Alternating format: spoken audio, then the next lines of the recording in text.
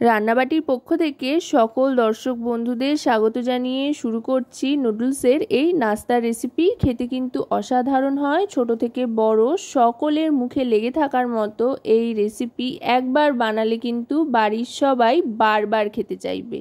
তাই একটুও স্কিপ না করে সম্পূর্ণ ভিডিওটা পুরোটা দেখার অনুরোধ রইল। আশা করি এর দ্বারা আপনারা উপকৃতই হবেন, আর সম্পূর্ণ ঘরে থাকা উপকরণ দিয়েই কিন্তু আপনারা এটা বানিয়ে নিতে পারবেন। এর জন্য প্রথমেই 1 কাপ পরিমাণে আটা নিয়ে নিতে হবে, তাতে নুন মিষ্টি স্বাদ মতো আর তার সাথে রিফাইন অয়েল দিয়ে ভালো করে ময়ান দিয়ে নিয়ে তারপরে অল্প অল্প করে জল দিয়ে একটা নর্মাল ডো তৈরি করে নিতে হবে। সাধারণত আমরা যেভাবে রুটির জন্য বা পরোটার জন্য ডো তৈরি করি সেভাবেই কিন্তু ডোটা তৈরি করে নিচ্ছি। এখানে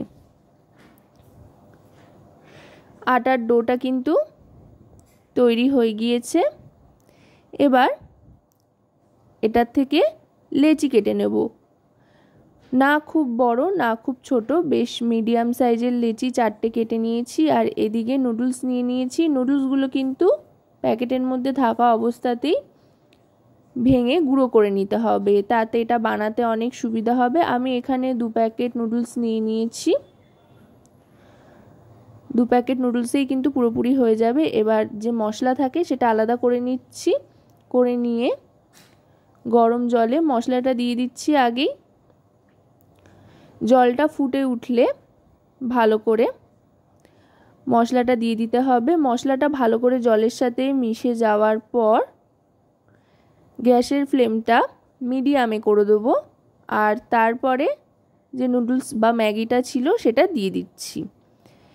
এবার নুডলস সেদ্ধ হতে যতক্ষণ সময় লাগে আর কি, এটা তো খুবই চটজলদি হয়ে যায়, খুব বেশি সময় এখানে লাগবে না। আর খেয়াল রাখতে হবে জলটা একটু কম করে দিতে, যাতে নুডলসটা সেদ্ধ হওয়ার পর জলটা টেনে যায়, সেই পরিমাণ অনুযায়ী বা সেটা বুঝে কিন্তু জলটা দিতে হবে। নুডলসটা সেদ্ধ হয়ে যাওয়ার পর এবার কড়াইতে খুব সামান্য পরিমাণে সাদা তেল গরম করে নিতে হবে। এখানে 1 টেবিল চামচ সাদা তেল গরম করে নিয়ে তাতে দিয়ে দিয়েছি একটা বড় সাইজের স্লাইস করে কাটা পেঁয়াজ কুচি। এবার পেঁয়াজ কুচিটাকে ভালো করে ভেজে নেব। গ্যাসের ফ্লেমটা মিডিয়াম টু হাইতে রেখে পেঁয়াজ কুচিটাকে ভাজতে থাকতে হবে। পেঁয়াজটায় হালকা একটা ব্রাউন কালার আসা অবধি অপেক্ষা করব। এবার দিয়ে দিচ্ছি পরিমাণ মতো নুন। সাধারণত শুধু ম্যাগি রান্নার ক্ষেত্রে নুনের প্রয়োজন হয় না, কিন্তু যেহেতু এখানে পেঁয়াজ বা আরও অন্য সবজি ব্যবহার হচ্ছে তাই নুনের ব্যবহারটা করলাম। তাও খুব একটা বেশি এখানে নুনের ব্যবহার করছি না, সামান্য নুন দিচ্ছি। আর এবার দিয়ে দিচ্ছি 2টো ডিম। ডিমটাকেও এবার ভালো করে ভেজে নেব। পেঁয়াজের সাথে ডিমটাও একেবারে ভালো করে মিশিয়ে নেব। ডিমটা দেওয়ার পর কিন্তু গ্যাসের ফ্লেমটা হাইতে করে নেব। হাইতে করে ভালো করে ডিমটা ভেজে নেব। দেখুন ডিম ভাজা কিন্তু এখানে প্রায় হয়ে এসছে। এবার যতদূর সম্ভব পেঁয়াজ আর ডিমটাকে একেবারে ঝুড়ো ঝুড়ো করে নিয়ে এবার এর মধ্যে আগে থাকতে সেদ্ধ করা যে নুডলসটা ছিল সেটা দিয়ে দিচ্ছি। দিয়ে এবার ভালো করে মিশিয়ে নেব। এবার কিন্তু গ্যাসের ফ্লেমটা আবার মিডিয়ামে করে দিতে হবে। মিডিয়ামে রেখে সমস্তটা ভালো করে ভাজা ভাজা করে নেব। ম্যাগির মধ্যে যেটুকু যা জলসা ব্যাপার ছিল সেটাও একেবারে টেনে গিয়েছে। এবার এতে দিয়ে দিচ্ছি টমেটো কেচাপ। বেশ খানিকটা পরিমাণে টমেটো কেচাপ দিয়ে ভালো করে মিশিয়ে নিচ্ছি। এবার গ্যাসটা অফ করে দেবো। এটা আপাতত কড়াইতেই থাক, এটা তৈরি হয়ে গিয়েছে।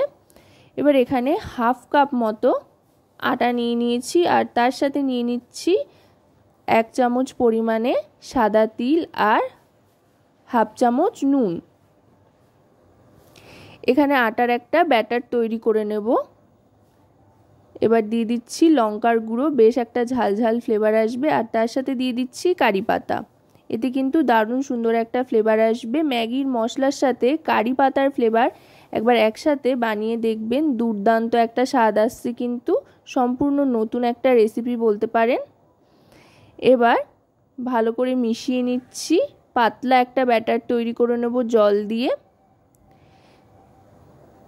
পরপর 3টে ভাগে কিন্তু কাজ করে নিয়েছি, এরপর আরও কয়েকটা ভাগে কাজ করা বাকি রয়েছে।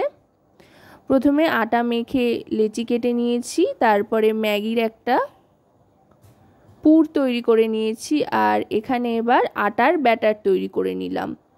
এবার চতুর্থ ভাগে চলে যাচ্ছি। এখানে এবার যে আটার লেচি তৈরি করে রেখেছিলাম সেটা বেলে নিতে হবে। এখানে বেলন চাকির পরিবর্তে একটা বড় সাইজের থালা উল্টো পিঠে বেলে নিচ্ছি, কারণ কিনা বেশ বড় করে বেলে নিতে হবে, আর একটু লম্বাটে করে গোল করে বেললে কিন্তু চলবে না। আর তেল দিয়েই আমি এখানে বেলে নিচ্ছি লম্বা করে। লেচিটা বেলে নেওয়ার পর এবার যে ম্যাগিটা তৈরি করে রেখেছিলাম বা নুডলসটা তৈরি করে রেখেছিলাম সেটা কিন্তু দিয়ে দিতে হবে ভেতরে এইভাবে। এবার বেশ অনেকটা পরিমাণে দিচ্ছি, কারণ কিনা এটা যতটা পরিমাণে যাবে টেস্ট কিন্তু ততটাই বাড়বে। এবার রোল করে নেব। এক্ষেত্রে আমার বলবার তেমন কিছু নেই, পুরোটাই হচ্ছে দেখবার। আপনারা যতটা ভালো করে দেখবেন ততটা ভালো করে বানাতে পারবেন আর ততটাই টেস্টি হবে। আশা করব রেসিপিটি আপনাদের ভালো লাগবে। ভালো লাগলে অবশ্যই রান্নাবাটি চ্যানেলটিকে সাবস্ক্রাইব করে লাইক শেয়ার কমেন্টের মাধ্যমে আমাদের পাশে থাকবেন, আর পাশে থাকা বেল আইকনটি অন করে দেবেন সবার আগে সমস্ত রকম নতুন রান্নার নোটিফিকেশান পাওয়ার জন্য, কারণ আপনাদের জন্য, আপনাদের নিয়েই কিন্তু আমাদের চ্যানেল। এবার প্রত্যেকটা তৈরি করে নিয়েছি। 4টে ভাবে তৈরি করে নিয়ে একটা ডেচকির মধ্যে জল গরম বসিয়ে দিয়েছি। খুব বেশি জল দিইনি, ডেচকির নিচে খানিকটা জল নিয়ে নিয়েছি, আর একটা এরকম জালিদার বাটির মধ্যে ভালো করে তেল মাখিয়ে নিতে হবে। এখানে আপনারা যে কোনো তেল ব্যবহার করতে পারেন, খাবার তেল অবশ্যই, সাদা তেল হলেই বেশি ভালো হয়, তবে চাইলে সর্ষের তেলও ব্যবহার করতে পারেন। এবার এক এক করে আটা আর যে নুডলসের রোল তৈরি করে নিয়েছিলাম সেগুলো দিয়ে দিচ্ছি।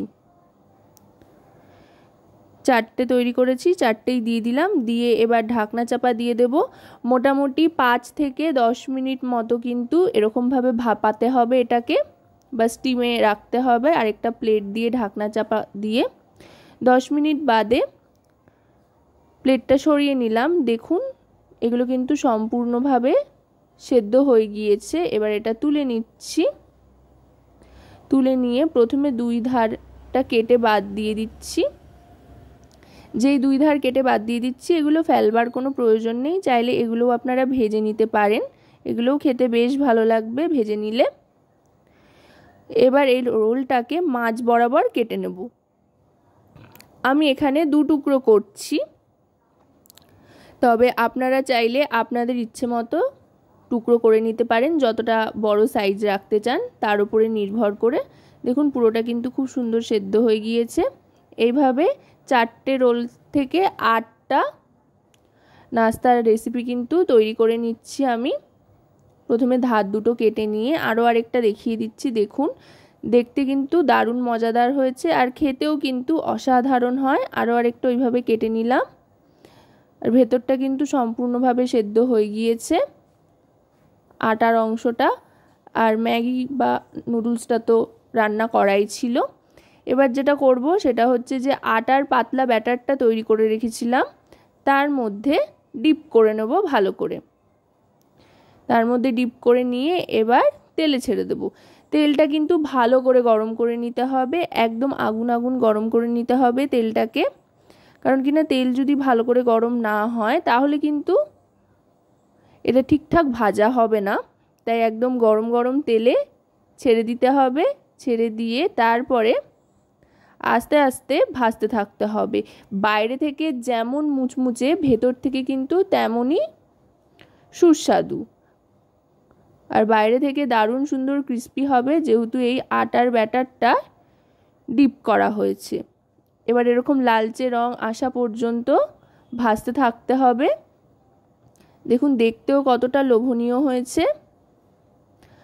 একটু সময় সাপেক্ষ অবশ্যই বটে, কিন্তু একবার বানিয়ে নিলে কিন্তু খেতে অসাধারণ লাগবে আর পেটও ভরবে। একটা খেলেই কিন্তু পেট ভরে যাবে, তবে মন কিন্তু ভরবে না, মনে হবে আরও খাই আরও খাই, কারণ খেতে এতটাই টেস্টি হয়। কথায় কথায় লালচে করে কিন্তু ভাজা হয়ে গিয়েছে, এবার এক এক করে সার্ভ করে দিচ্ছি। তো রেসিপিটা কেমন লাগলো জানাবেন।